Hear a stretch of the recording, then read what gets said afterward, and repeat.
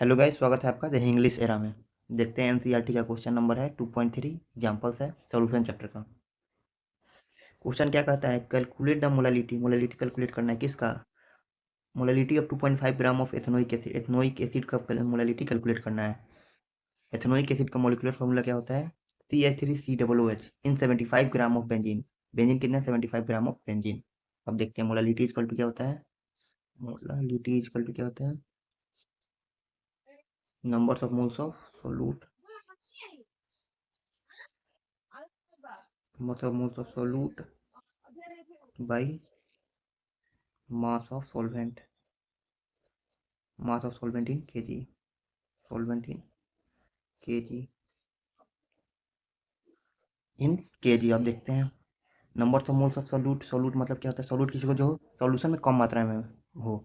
Solvent किसको बोलेंगे? जो सॉल्यूशन में ज़्यादा अमाउंट में हो, तो इसको बोलेंगे इथेनोइक एसिड क्या है? सोलूट है। और बेंजीन का जो है 75 क्या है? 75 ग्राम जो मास है वो सॉल्वेंट है। तो नंबर ऑफ मोल्स ऑफ सोलूट, सोलूट मतलब जो कम है, तो हमको number of moles of ethanoic acid find करना पड़ेगा। तो लिखेंगे numbers of moles of CH3COOH। Ethanoic acid का मोलिकुलर फॉर्मूला होता है CH3COOH। तो यहाँ पर लिखेंगे given mass by molar mass.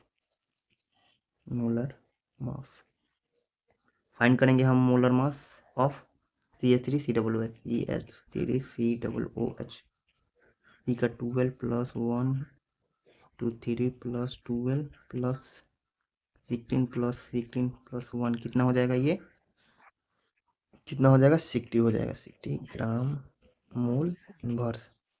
यहाँ पे लिख देंगे गिवन मास क्या है। गिवन मास हमको मालूम है 2.5 है। और मोलर मास कितना हो जाएगा? 60। डिवाइड करेंगे तो हमारे पास कितना आ जाएगा? डिवाइड करने के बाद हमारे पास आ जाएगा 0.0417 मोल।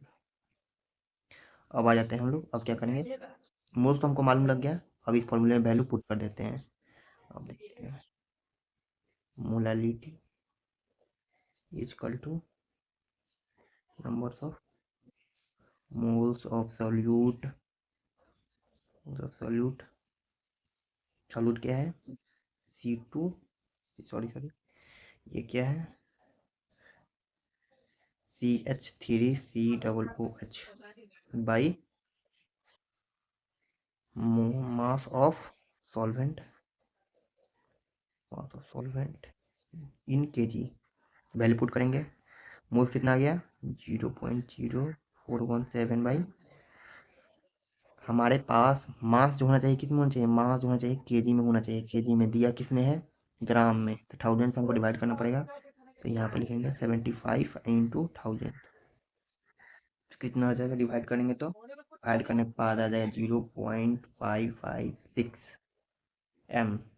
एम मतलब मोलालिटी, या फिर 0.556 मोल केजी इनवर्स। मोल केजी इनवर्स कैसे आएगा?